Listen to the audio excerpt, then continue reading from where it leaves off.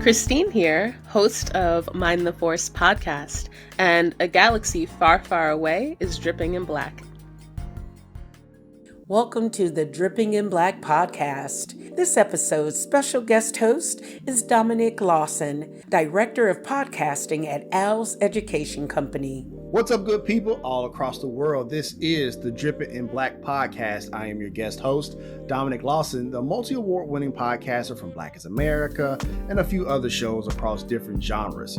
I like to highlight little known African American figures and stories of Black is America, so make sure you go ahead and check that out. I always want to give a shout out to the man behind the glass, S-Square, for this amazing opportunity to be with you to serve as guest host. Now, before we get into today's conversation, come on now, you see it. Got to get that drip, got to get the merchandise, got to sell some merchandise here. So if you want to get some gear like this, make sure you go to dibkdripshop.com to get all of your Dripping in Black merchandise. Once again, that is dibkdripshop.com. But now let me go to the task at hand. She is a creator and host of Mind the Force podcast, a Star Wars themed mental health podcast. She combines her love for the galaxy far, far away with powerful conversations about mental health, drawing from her own journey and insights from professionals. She is the amazing, the talented Kristine McPartlin. How are you, Kristine? Oh my goodness, Dom, I'm very well. I'm loving this introduction. I feel so special. Hey, that is what we love to do here. Thank you so much for joining us and coming on the Dripping in Black podcast. So first things first, I just want to know, how's your day? I know when we talked in Baltimore, so full all cards on the table, Dripping in Black family. We met at the Afros and Audio Podcast Festival in Baltimore and had a wonderful time down there in Baltimore. And Kristine, we got to talking, and you was telling me you had just moved like a weekend before that or something, right? I did. Me and my partner, we just moved to Amityville, New York. And is that the Amityville? The very same. Okay. That's everyone's first question. Like the Amityville Horror House. Yes, the very same. We're about 15 minutes north of the house, and I haven't been down there since I was like a teenager. It is just a regular looking house. I feel pity for the people that live there because people probably pass by all the time. Of course. Funny story. My father is actually from the area. He grew up in Massapequa, about one town over. Okay. And he knew the people who lived next door to like the people who said they were haunted and everything. And he says it's bullshit.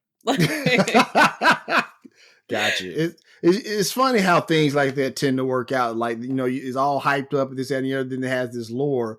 And then you meet some of the locals. It's kind of like, that didn't happen. None of that happened. It's like some of that happened, but like they just kind of put some extra shushing on it, right? So exactly. Is that whatever wrote a good screenplay? Like, I'm sure somebody wrote it down, a great movie, said this sounds fantastic, give it a few $1 million, and we'll get it cracking.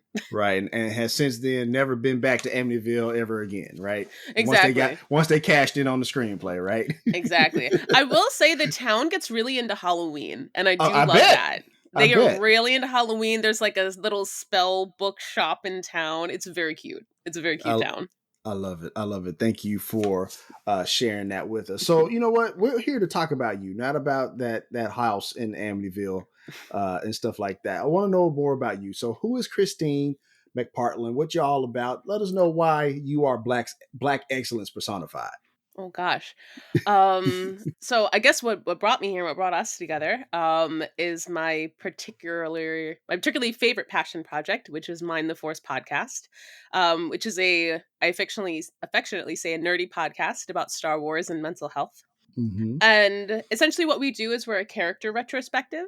So we look at a Star Wars character across the entire Star Wars IP, which is a huge universe. It is over a dozen movies, countless TV shows, over 300 novels, decades worth of comic books, and like just as many video games. And we examine a character across all these stories, connected, not connected, and examine their mental health, kind of through their experiences and traumas that may have come up or may not have come up. Sometimes we infer from like their experiences as an adult how maybe that behavior came to be. Mm-hmm. And then we reflect back on our own mental health and kind of what we can see in those characters and how that might help us out in our own lives and kind of what that can say about us.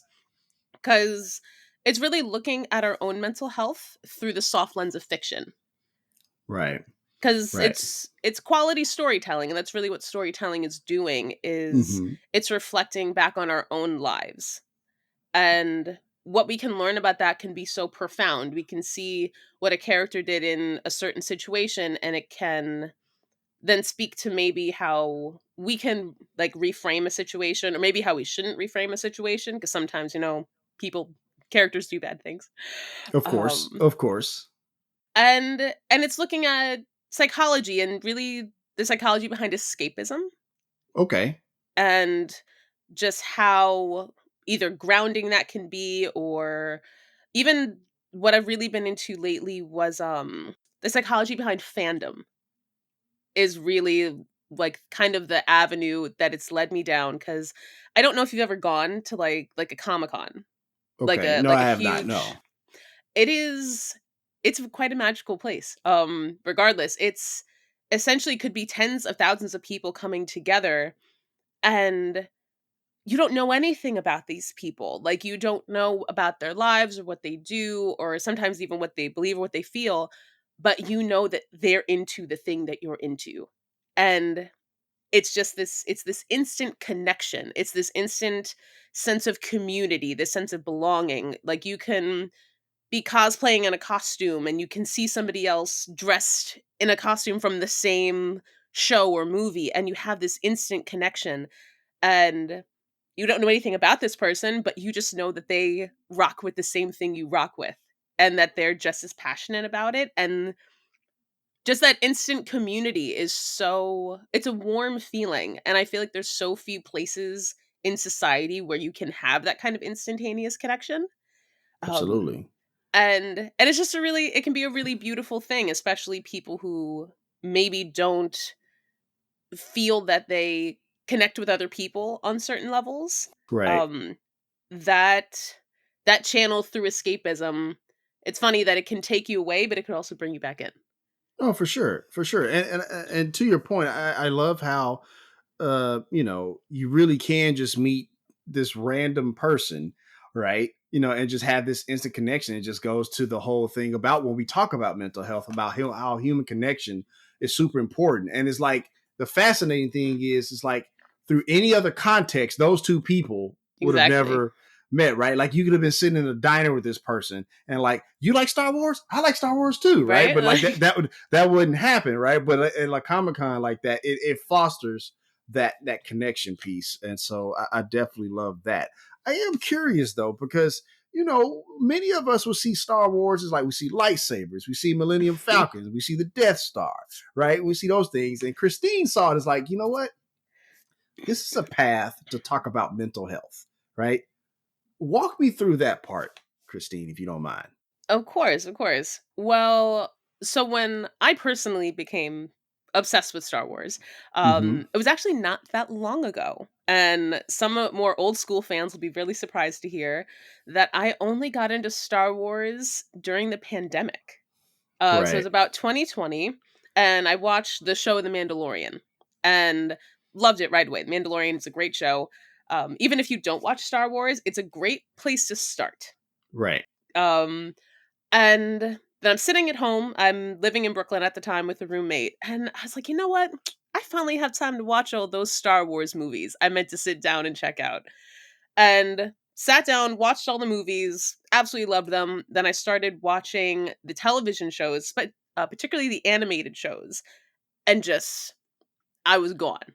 I was gone. I'm like, this is the greatest thing since sliced bread. I absolutely love this. I was already a big fandom person. Like, Okay. I loved world building. I loved a big franchise. Like, you can see on the top shelf, I have some Doctor Who figurines. That Mm-hmm. was my first fandom obsession, was Doctor Who for many years. And so then the more that I watched the content, the more I wanted to engage with it, the more I wanted to talk about it. And a friend of mine ended up suggesting, he's like, "Oh, you should start a podcast if you want to talk about it all the time." And I was like, that's a great idea. I should do that. I should do that. But But you can attest to this, Don. You're developing a podcast, you're thinking, what's something new I can bring to the table? For And I knew sure. I didn't want to just do what everyone else was doing. Because I'm like, there's 1,000 Star Wars podcasts about people giving their opinions and reviewing new content and saying what they like and what they don't like. And a lot of what they don't like, Star Wars fans are good at that. Oh, saying what they don't 100%. saying what they don't 100%. like. Bless all their souls. They're really good at that. Right. Um, and I thought about what I would want to listen to, like the kind of Okay. content I would want to hear. And my other favorite topic of conversation is mental health and holding space either for myself to express myself and my experiences or hold space for others to do the same, and just human sociology and psychology and why we do what we do, why we think the way that we do, whether it's throughout history or through our own experiences. If I could go back to school and rack up more student debt, I would absolutely go for psychology. I think the Okay. study of the human mind and human experience is fascinating. No. No, go Uh, ahead. um and I guess what kind of led me on that road was my own journey through therapy. Okay. Um, I so gosh, what year is it? So back in 2011, I experienced an assault, and that just led to years of anxiety and depression and dissociation and just a lot of destructive behavior until I realized about 8 or 9 years in that if I didn't get some kind of help to deal with the trauma from that experience, that it was just going to take over everything, as unsorted traumas can. Right. And what I found that through therapeutic journey, which was individual therapy as well as group therapy, which was absolutely life changing. I really loved group therapy. The healing power of shared trauma cannot be understated. Um, I found that being really open about what I was doing with others was extremely beneficial. Like I would meet up with friends and other people, and they'd ask, what have you been up to? What have you been doing? And I would say, well, I'm in therapy. I had this traumatic experience years ago, and I'm in therapy and I'm dealing with it and I'm healing from it. And particularly particularly my black friends, communities of color, communities of women would say, you're the first person I've ever known not only to go to therapy, not only to go to therapy, but then be so open about it. Hmm. That it's like it's not for crazy people, it's not for people having some sort of dramatic meltdown or like the very far end of the spectrum.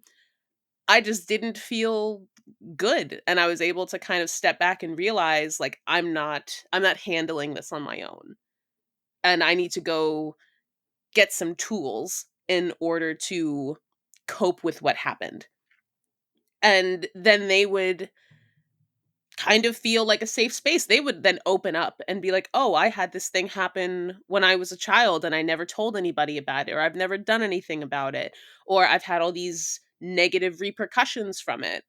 And it really showed me that there's a lot of power in conversation, in just letting people know that this conversation's okay, Right. that no one's going to judge you for it, that actually a lot of people probably have a really similar shared experience. And the first step is just opening up the door to that conversation. Right. No, And 100. No, go ahead. I'm sorry. no, sorry, I No, you're fine. You're as a fine. Go podcaster, ahead. I'm really good at just yammering on. Totally good. No, it's totally good. No, I love. Thank you for sharing it, and I think what I hear and love that you highlight in that share uh, is the fact that, like, in behavioral health and mental health, one of the things we talk about is the isolation. Right, the isolation is probably the biggest proponent of people getting worse off, right? Because they feel like, oh, this thing happened to me, nobody will understand, nobody can relate. I don't want to be, as my wife would say, here on the internet whining, right? Nobody wants to hear that, right? and then you step out on faith, and then you share, and then your friend from the past 15 years says, you know what? I got a story. I got to share, right? I've never talked about this. I've never talked about this to anybody before. And Mm-hmm. so I think what your path and your journey highlights is that, like, the power of telling our story and owning our story, right? Because what I do know in the recovery community is that they say keep secrets keep you sick, right? And so not being able to share that, not necessarily like, even with a mental health clinician, not a mental health clinician, with a friend or somebody like that, secrets keep you sick. And you can just, go down this hole of, like, not doing so great. And so Right. I appreciate what you do, and your journey for sure. Thank you. Of No, course. I appreciate that. Yeah, no, it's and it's so there's so much power behind giving voice to your experiences in that way, because not only does it then take away the power from abusers and from people who are the causers, the causation of that kind of trauma, but it holds space for others. And I guess I my personal analogy for trauma is that any trauma is like an open wound. It's like a wound, it's a cut or a gash. And if Hmm. you do nothing, you just let it sit and it festers, and that can spread. And so suddenly this cut that was right here can spread all around your body, and it can get 100%. infected, and it can start to affect so many other parts of your life. 100%. Are you familiar with the book The Body Keeps the Score? No. It's a I think it's sold like over 60 million copies around the world. It's been Ooh, I'm gonna write that down. translated in like what 40 languages or something like that. Mm, I actually was a colleague of the author of that book in my work in behavioral health as a podcaster. that's And cool. it's a phenomenal book. Everybody swears by it, but to your point, it exactly highlights just what you're just saying, right? Like, the body never forgets, right? And I No. think a lot of times people think of trauma as like this big physical thing, right? But and that's what we call big T trauma, but there's also small T trauma, Mhm. right? Like the little small things that Those kind of little eat at micro away at us, the things. little They micro add things up. that just add up. Exactly. So, Mhm. body keeps the score. So no, I definitely, I'm definitely, feel what you're saying on that for sure. Yeah, it's I love the analogy of that title. I will look that up. Hmm. But then if you get therapy, like if you get help, it's like ointment. It's like you're 100%. putting cream, you're tending to it. And you know what? You might have a little scar and it's never going to go away. Like I always tell people who maybe aren't used to the therapeutic process that like your trauma doesn't go away. Like it's always going to be there, but you've tended to it. You've kept it Right. contained. You have coping mechanisms with which to treat it. Like you're learning how to react to triggers. You're learning how to walk yourself back, how to calm yourself down. And you can catch yourself in those triggered moments. You can literally catch yourself, be like, okay, I'm going to take a step back and reflect and use the tools that I've learned in order to keep my own life moving forward. 100%. 100%. And I think, Kristine, in that share, it also highlights what you're just saying, that like it's so important. And I think we're starting to come around to this as a society, right? It's so important to treat mental health challenges like we do physical ones, right? Like with the same sincerity, the same thought, right? Like, just like how maybe you would get aspirin for a headache, you'll use those different Yeah. modalities that you're talking about for those different things. Like, I'm feeling a little blue today. Let me try this to kind of work through that. I'm feeling a little anxious today. Let me try this to work through that. So I think what you highlight is that it's very important to treat mental health challenges, with the same sincerity as we do physical ones. Exactly. And I would even put it at 50-50 cuz you Mm-hmm. can have your mental health deteriorate to the point where it starts affecting your body. Stress 100%. is one of the number one killers. Like stress is going to affect your brain development and your heart and your stomach and your joints. You're sad and you don't get up and move. 7 out of the Yeah. 10 causes of death in this country have been attributed to trauma. heart Look at that. disease, RA, stuff like that. 7 out of 10 of those things have been attributed to trauma. That does not So, surprise me. yeah, because to your point, it affects the physical body, Mm-hmm. right? When that fight or flight starts activating and starts running through the body and all those things, like that's a real thing. That's a real thing. So no, I feel that. But you were talking. I'm sorry about that. No, it's fine. We're having a conversation. We're vibing. We're rolling. It's all good. No, I feel that. I want to ask you this because, like I said, going back to Mind the Force and mental health, I know one of the things I love about Star Wars is that it's extremely quotable, right? It's extremely It quotable. is. I think my favorite is only a Sith deals in absolutes, Mm. right? And I think when you put it in a mental health context, for me, you can definitely attribute to a few things. One of them being like believing in extremes can be very detrimental, Indeed, right? it So, can. so I'm curious for you. What are some good Star Wars quotes for you that just ring a bell as it relates to mental health? Are there anything that kind of ring out? Oh goodness! I wish I'd prepared something for that. Um, we I ask the hard hitting questions at right? Dripping in Oh Black. gosh. And if not, I that's fine too. I I mean, have I other don't questions. know. I don't know if I have particularly any quotes because I just, you know what, I find that I look at Star Wars, maybe like my like different fandom franchises in such a deep way that Yeah, I'm looking at these characters like they're real people. Like I'm not just looking at like what I've seen on the screen or reading in a book. It's like right. what is your overall life looking like? Like what did that experience make you feel?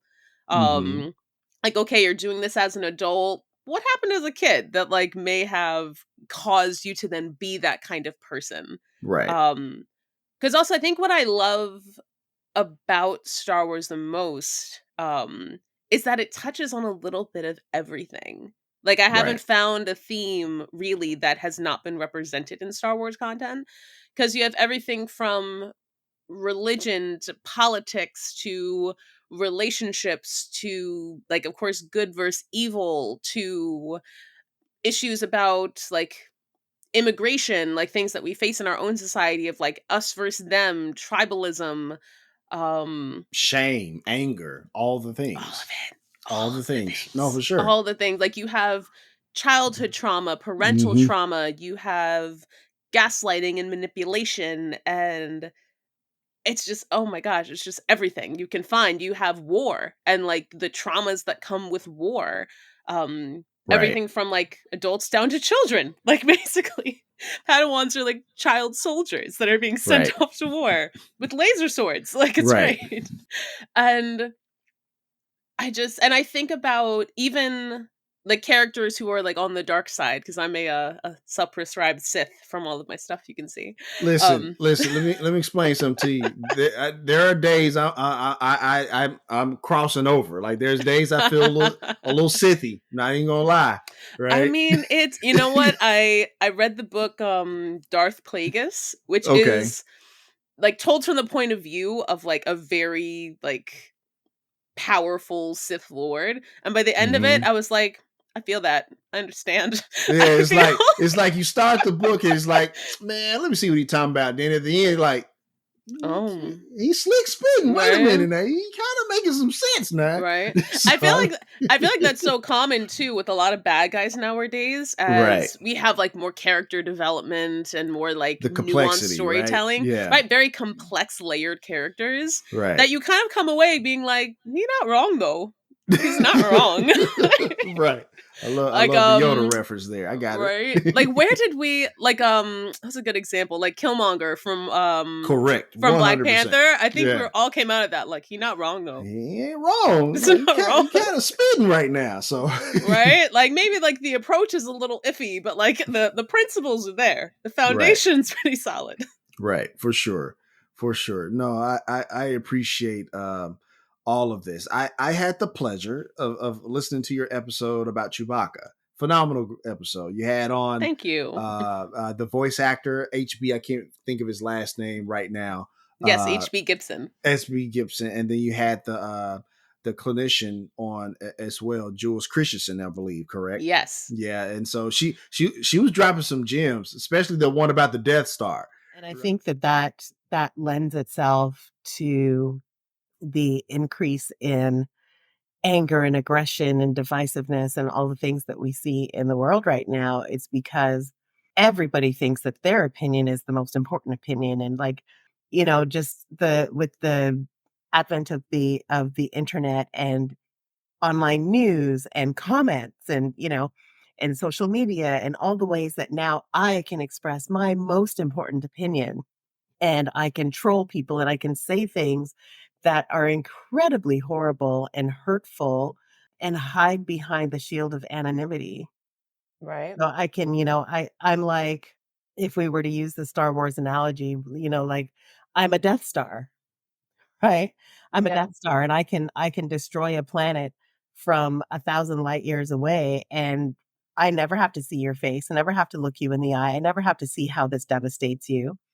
I can be distant from it. And that's what the internet has given us, I think. Among all the things that it does that are good, I think that is the way that the internet has become weaponized in that I can destroy somebody half a world away Yeah. and carry on with my day, right? Like I can do it while I'm eating coffee and a donut. That was like the best line I've gotten in the entire show. And I was just like, damn, it's deep. No, for sure, and it definitely speaks to when she was talking. I was like, man, is this did y'all record this today? Because it felt so like no relevant to today because he was talking about the individuality kind of mindset versus the collective mindset, and because your Mm-hmm. question to her was about Chewbacca paying back this life debt to Han and having his own agency and things of that nature. And so I thought that was a fascinating conversation. And I was like, I'm always interested how people weave in mental health to other things, but you do it masterfully. You Oh, do I it thank masterfully. you. That is a great job on that end. Kind of, I'm curious though, besides Chewbacca, and I know you featured other, Star Wars characters Mm-hmm. and stuff like that. Which one to you is the most interesting as it relates to mental health for you? Mm. Chewbacca's a good one because I thought that was a Chewbacca's really good. It was a really good one. Chewbacca's a good one. I enjoyed that one too because there wasn't a lot of content out there on Chewbacca. Fair enough. Okay, I Like didn't the realize that. people do a lot of deep dives on a lot of different Star Wars characters, but I didn't find a lot on Chewbacca, which Okay, was then cool to kind of like start from zero. yeah, yeah. Give Chewbacca I'm some love. Give Chewbacca right, some love. right. I mean, he is an amazing character. He's a really Right. amazing character. Doesn't get enough clout. But I mean, I mean, I love your history podcast. I'm also a historian by trade. Appreciate that. And so anything where I just get to deep dive on research is just, I love it. I hear that. But if I had to pick, I mean, there's so many characters. There's so many. 100%. Like anyone who starts my podcast will know I have a 6-episode series on Anakin Skywalker alone because he's a Mm-hmm. mess, a beautiful little mess. It's a whole beautiful mess. Yes. I mean, probably my favorite, outside of like Anakin and Vader, because I think that one is self-explanatory. You can write an entire dissertation on Anakin and Vader. 100%. Um, would probably be Darth Maul. Okay. My little guy right here. Okay. He's my favorite character in the whole Star Wars universe, and he's immensely complex in that, like, he was given away as a child in, I guess, his mother's efforts to save him from, like, essentially kind of like an enslavement. Mm-hmm. But then she gave him essentially to a sociopath who is Palpatine, and essentially gave him said like, please save my son, like he's going to be enslaved by the Night Sisters and like he can be so much more than that. And he then go on to be raised by a sociopath who then raised him to be a dark side assassin, but then when he wasn't useful essentially threw him away.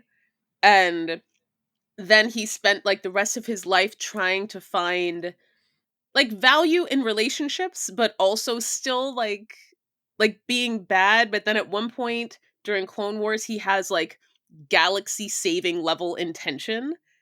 But then because he's already marked as a bad guy from people who are perceiving him that way, Interesting. that then he gets like defeated, and like he's such a layered character right up until like the very end, because then he's living so many years for revenge against Obi-Wan Kenobi, who Right. cut him in half and threw him Right. down that hole. Right. And and it's just so interesting. And the more I learn about this character now through especially the novelizations, the more I'm Mhm. just like, he's just so interesting. Oh no, for Um sure. Like it's like, a lot of people don't know is like when it comes to like adoption, right? Like there's this thing called attachment trauma, right? That you kind of go through. And so right there, just by being, given away to somebody else, there's attachment trauma on top of being given away to a psychopath, on top of all this other stuff. exactly. Like, And and right. And then there's that part where you was talking about where you know, he wants to save the world or save the galaxy or whatever, but like I'm already this thing. It's like how many of us have been like, I want to be something else. I want to rebrand myself, but I'm already this thing. Right. right. And so no, there's definitely a lot of uh, you know, mental health teachings on that bone for sure. Oh my 100% goodness. from a Darth Maul. That's extremely complex. That's going to be one of my favorite episode series. Oh my god. I can't wait. I can't wait to plan that out.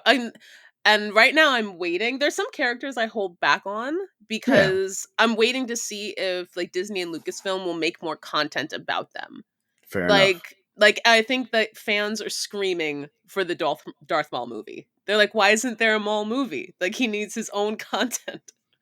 Um but that would probably be my favorite one. But there's, oh my god, there's a galaxy full. There's Oh, a for galaxy sure. full. Actually, I'm wrapping up a episode series on Grand Moff Wolof Tarkin, Okay. and that one's been really fun. That one's been really fun because most people from the original trilogy will just know him as like the general on the Death Star, like the skinny British guy. Mm-hmm. Um, but he's a huge character.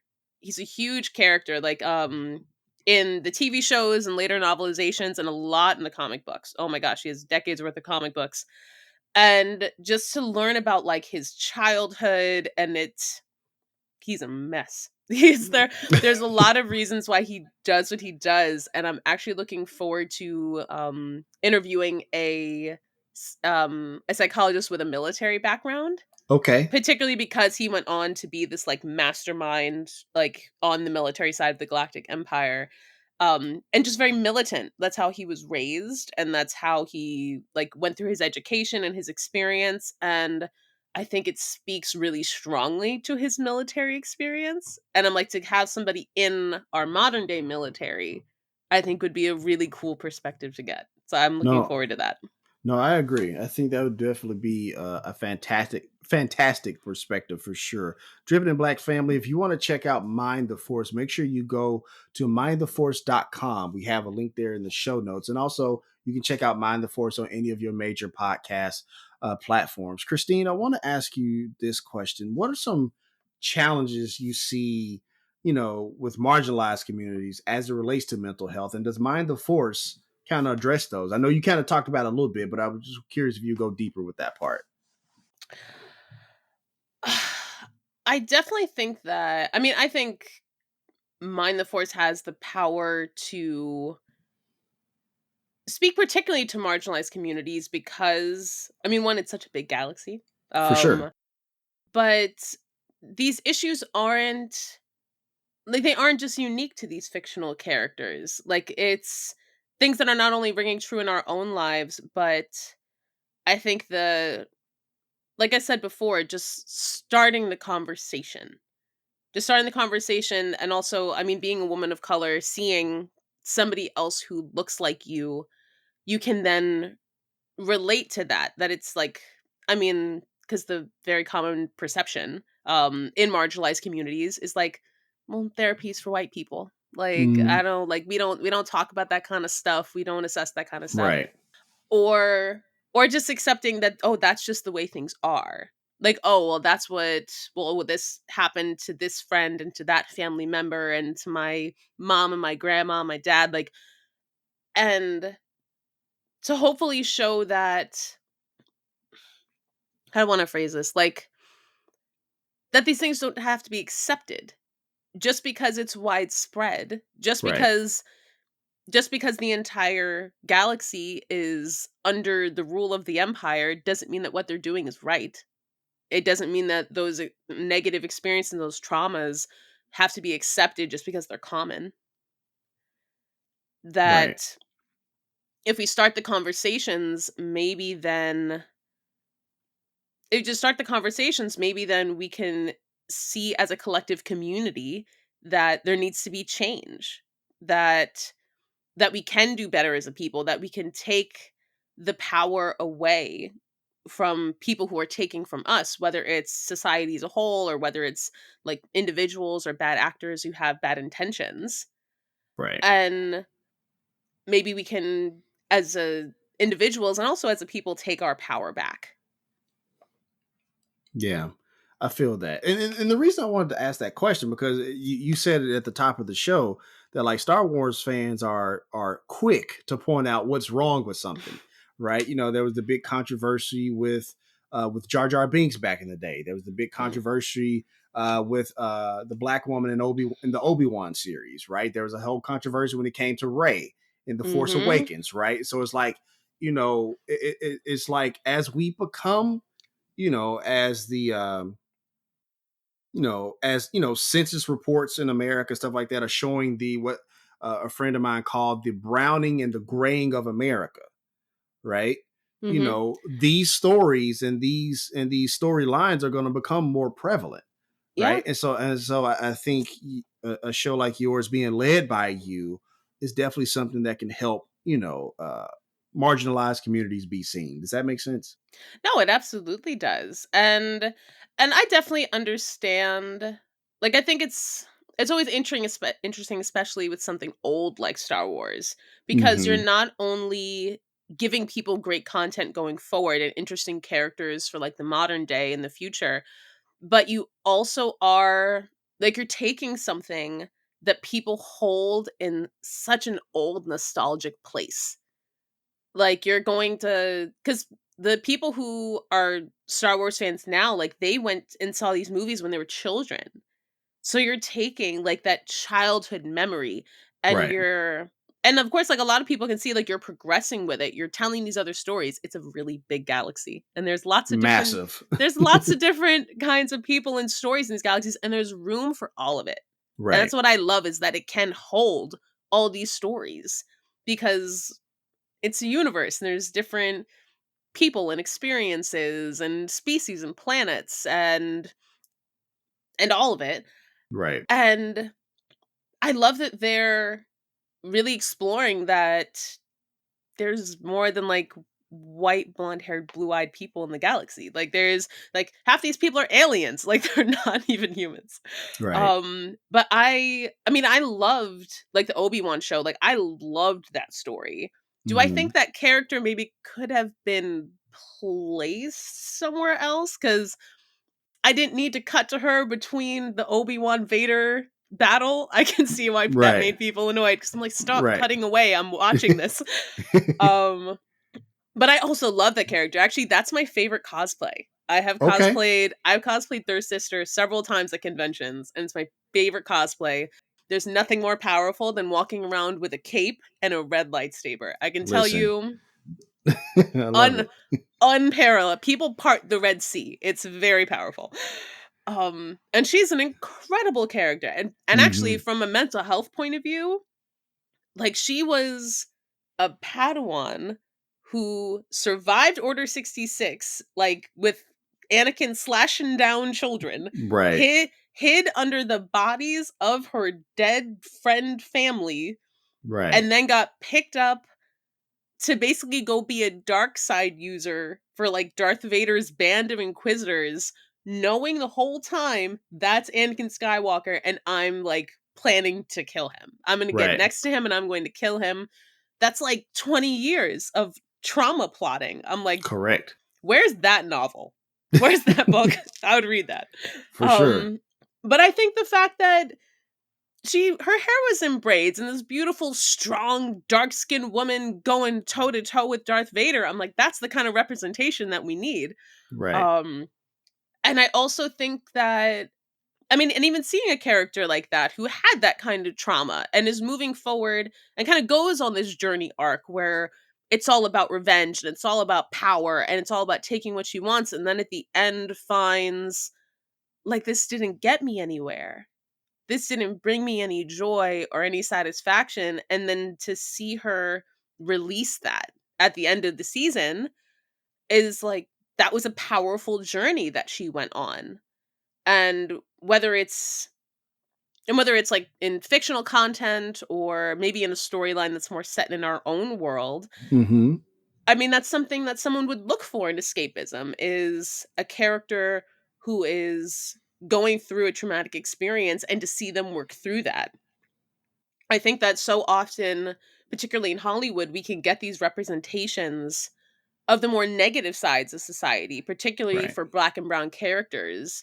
I mean, historically, where the men are like cast as drug dealers, or the women are cast in like all these like negative roles, or being abused, or like making poor decisions, or being crazy, Right. or whatever the stereotypical casting is.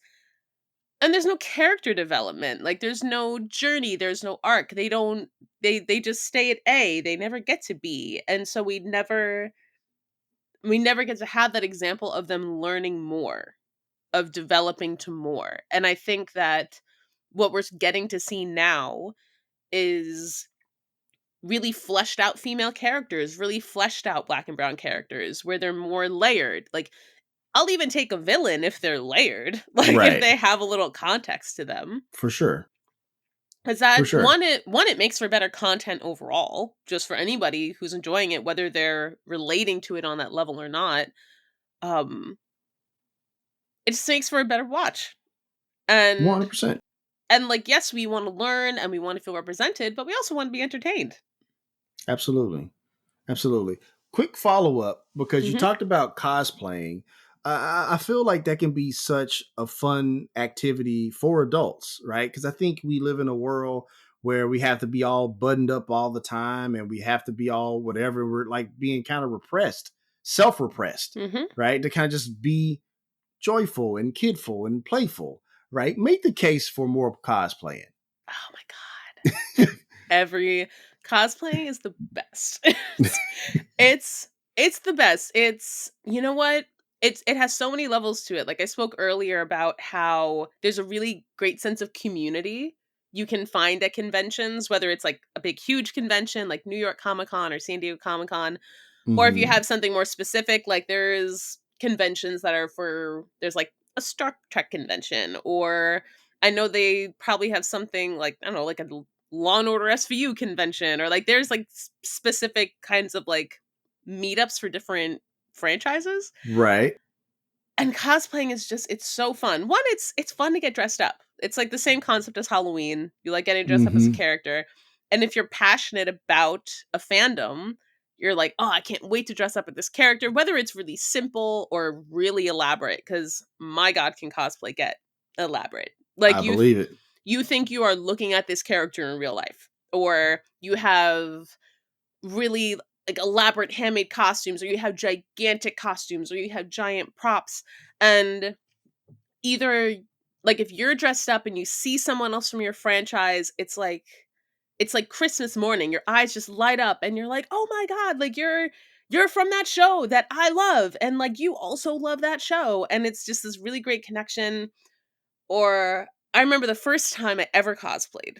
The very first time, almost 10 years ago, I was a very obscure costume from a Doctor Who episode. Okay. Um, and maybe 3 people all day got the costume, but the endorphins that come from the moment someone recognizes your costume and is like, "Oh," Mm-hmm. and like gives you that validation, that Right. acknowledgement. Oh my god, endorphins through the roof. Absolutely through the roof. You get so excited. You're like, "Oh my god, thank you. I really appreciate that." People want to take your picture, and that makes you just feel really cool. Right. And people want to see you dressed up as this character.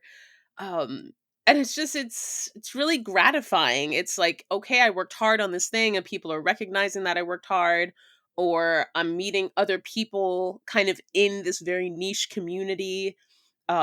who all I know about them is that they love the thing I love.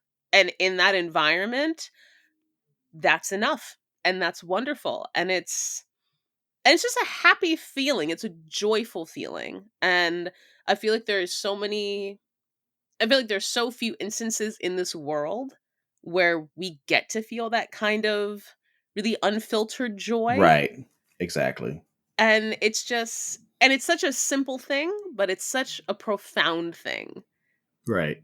I think it goes back to what we were saying earlier about Darth Maul, right? Like I have this galaxy saving like intention or whatever, but I'm already this bad person. And in this case, like I'm already this like I don't want to say corporate shield, whatever they call it, right? But like I'm already like this thing. Like if I go and want to go be Qui-Gon or something for like an afternoon, how are people going to take me? How are people going to look at me? Am I going to be less respected, right? And so like sometimes you just gotta just let go and just go have some fun, like loosen up, Exactly. Exactly. It's just it's like you almost like you get to be a kid. You're just like Yeah, exactly. I just get to nerd out for a while. Like I just want to go and play with lightsabers or read Right. comic books or I don't know, be a giant dragon or whatever people say or whatever people do. And it's just fun. It's just a lot of fun and it's that like escapism, like watching your favorite show but like Right. on 1,000. For sure. You know, 1000%. I think anybody who's never like next year if you're I guess in the New York area, get a ticket to New York Comic Con, go and have fun. I guarantee you there's something for everybody, For especially like sure. especially I mean they've gotten more commercialized over the years, but just these big pop culture conventions, there's something Yeah, for everybody. for sure. No, I love all of that. I really do. I want to ask you this, Kristine. Mhm. What has been the reception to Mind the Force? Like, what is some feedback people have given you about Mind the Force? Like, has it helped them? Has it made them think about Star Wars or themselves in a different way? What has been some of that feedback for you? It's been overwhelmingly positive, Okay. which has been really great. I've definitely had people say that they didn't one that they hadn't thought about Star Wars in this context. And so they Mm-hmm. really enjoyed that, particularly like it is a very deep lore podcast. For sure. Um so I mean I would recommend going and watching some Star Wars before you go listen to it. Right, But because it's been you do a great job of having that spoiler alert at the beginning, right? I So, try. I try. oh, fair It's enough. I tried because you know what? I when I first started, I think I tried to kind of make it so anyone can listen to it and it was either going to be too deep for people who weren't fans or Yeah, like boring for people who were. And I'm right. like, "Nah, it's a fan podcast. You should be a Correct. fan." But I've had people say they really didn't one that they either didn't know as much about the characters they did because it is a very deep dive on characters. So if you know surface level, you might not know some of like you might not have read the comic books, you might not have read the novels and like know some of the deeper story points of a character. Um but they said they never thought about it that way and they like how we relate it back to real life and it's like take it out of the fiction and into our own reality because like oh I didn't think about like Anakin's childhood trauma like his relationship with Qui-Gon and like how that was damaging how like his relationship with Obi-Wan like it seems so like nice and warm in the movies but to learn like that had to grow and that had issues along the way and that there was trauma there Yeah, that like I never thought about it that way and it made then their relationship later on and like the downfall of that make more sense. They're like not only did it make them reflect on themselves, it also made them understand the larger content more. And they're like, "Oh, like now I see why that other thing happened because yeah, that would have been left over from that experience years before." Or even learning or even like you said the Chewbacca episode. Just to learn about like Wookiee culture was interesting for a lot of people that they're like, I never thought about how they were such a collective culture and how these were their priorities and their principles. And that really shaped Chewbacca as a person, which in tow shaped like his relationship with Han and how he made decisions going through like their adventures together. And so it's been a really positive feedback. Definitely from fans, definitely from people who aren't fans, who are more on the psychology side. Which is probably my favorite part. A lot of my therapists have never watched any Star Wars, Fair enough. and Fair they enough. come out of it just like, I didn't think I'd enjoy talking about this for an hour, but it's been a good time. No, I love that. I love that. I want to ask this question, going back to the cosplay really Hmm. quickly, because S Squared had a question in the chat. He was curious. Let's say somebody is cosplaying as Obi-Wan, and another person is cosplaying as Darth Maul. Is it on site? Like, does a Oh, fight break out? I mean, not like a play one, right? But like, you break out the lightsabers and you go at it. Have you seen that before in cosplaying?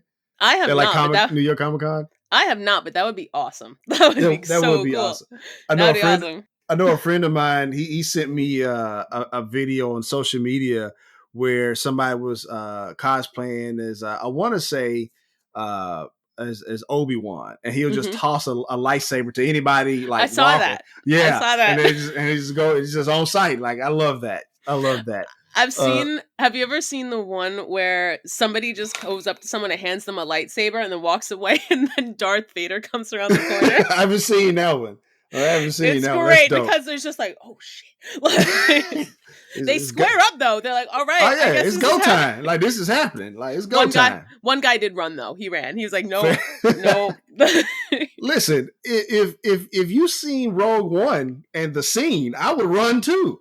I mean, I'd fucking run. I'll fucking run too. I'd I'm like, run. yeah. Real quick, I have to share this with you. So Okay. I'm in a fantasy football league, right? And for 3 years running, I won the championship, right?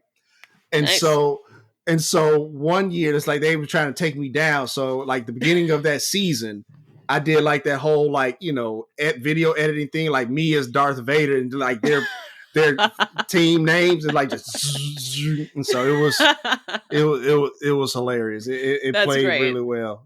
They beat That's my great. ass that year, but it was worth it. It was I mean, so I worth think it. you won with that video. That Oh, sounds for really sure. cool. That For sounds sure, really cool. for sure.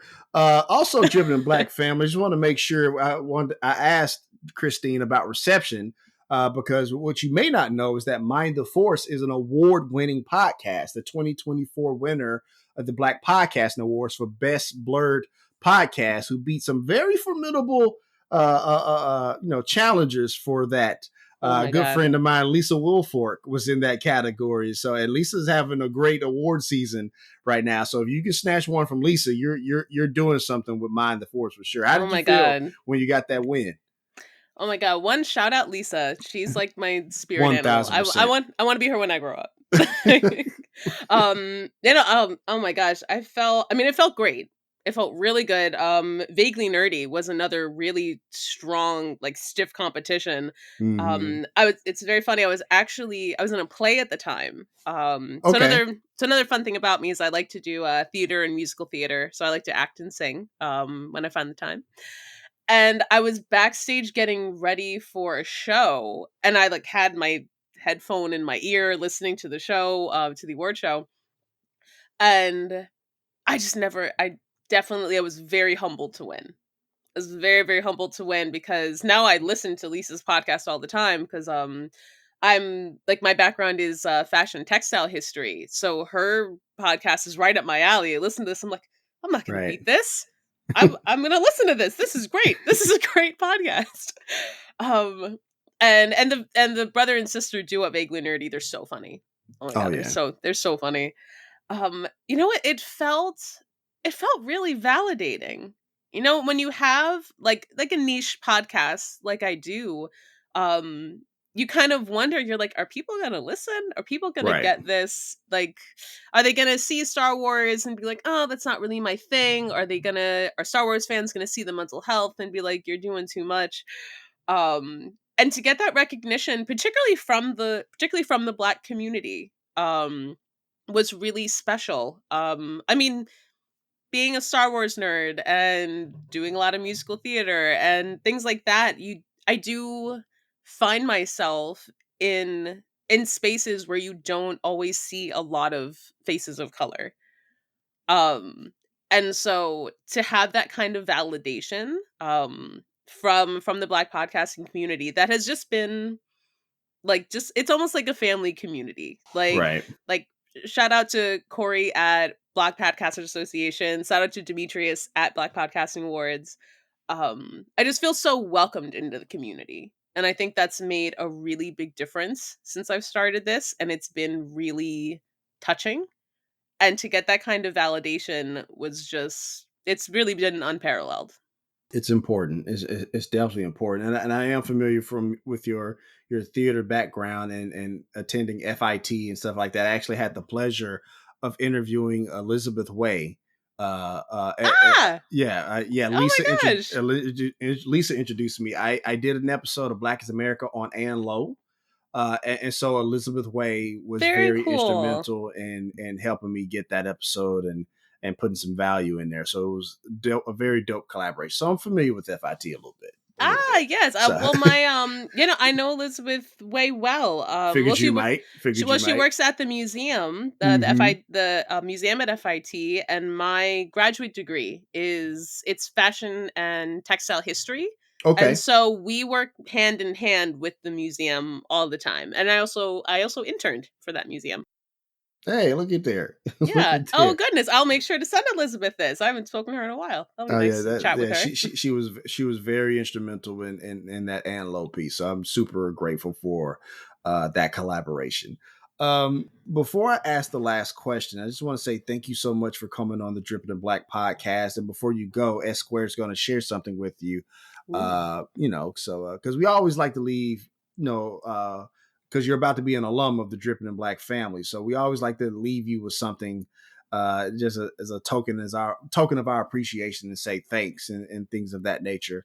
But once again, German Black family, Mind the Force podcast. Like again, it's an award-winning podcast. If you want to find out more about the show, it is mindtheforce.com. And once again, you can find that on any of your major podcast platforms. And as this square gets that thing up there for you, I want to ask you this question. What do you hope is the legacy for yourself and Mind the Force podcast? Because I think you have something that's extremely niche, which is super important in podcasts. And I think that's where you're definitely going to make your bread and butter. So what do you hope is the legacy for Mind the Force? I hope, I guess to answer the two parts of the questions. Sure. For Mind the Force, I would like for it to be a real resource for people. Not only for, like I said, the study of fandom and like Star Wars as a whole, but also an examination of mental health and the human psyche and the connections that we can make between fiction and psychology and escapism and sociology, and hopefully be a resource for people to look at our own mental health and see what the power of storytelling can really bring as a benefit to our own lives.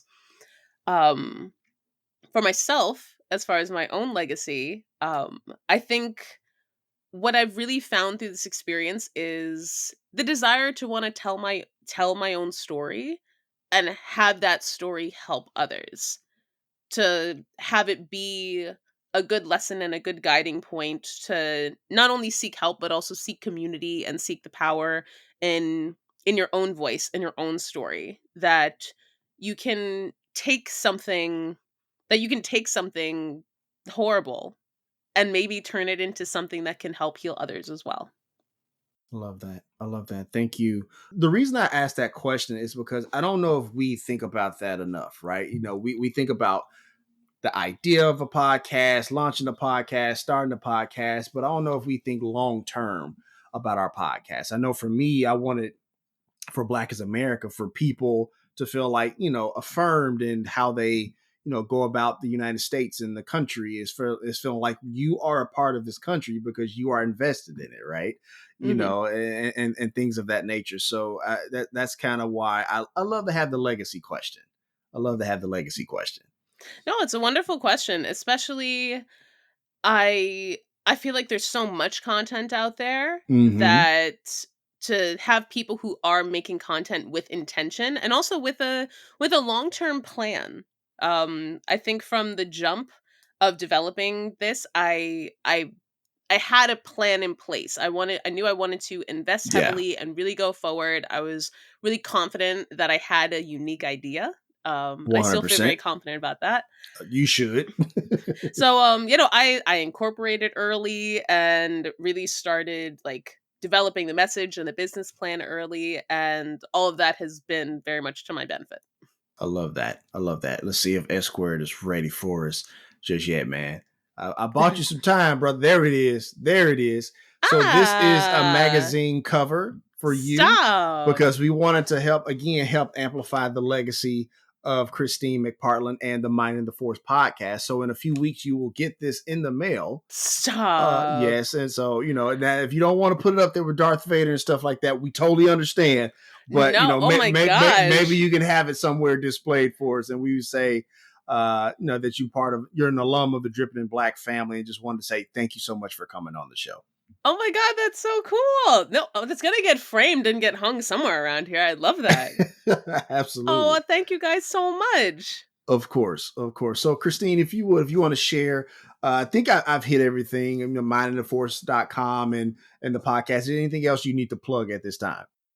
Oh gosh. No, I think that hits the nail on the head. Yeah, no, go hit up mindtheforce.com, subscribe to the newsletter, hit up the socials, and of course go to all your favorite podcast streaming platforms and check out our latest episodes. Absolutely. The award-winning Mind the Force podcast and its curator and host, Kristine McPartlin. Thank you so much, Kristine, for coming on the show. Again, make sure you check out Mind the Force podcast, Dripping in Black family. But also, if you want some of this drip, go to dibkdripshop.com. That is dibkdripshop.com for all your Dripping in Black merchandise. Thank you, S Squared, again, for letting me be the guest host. And more importantly, thank you to the Dripping in Black family for allowing me to serve you in this role. Thank you for listening. Thank you for watching. Thank you for supporting. And thank you for subscribing. Until next time, be kind, be excellent on purpose, and above else, keep it black. It's a choice. Peace. On the next Dripping in Black podcast, we welcome author, CEO, and content creator Samitria Beckham. My life has meaning. The breath in my body has meaning. I am here for a reason. And while I'm here, I need to know what it is so that I can be useful in that area of my life, so that I didn't just live and I didn't just die. I left an imprint because of my purpose. Beautiful, beautiful.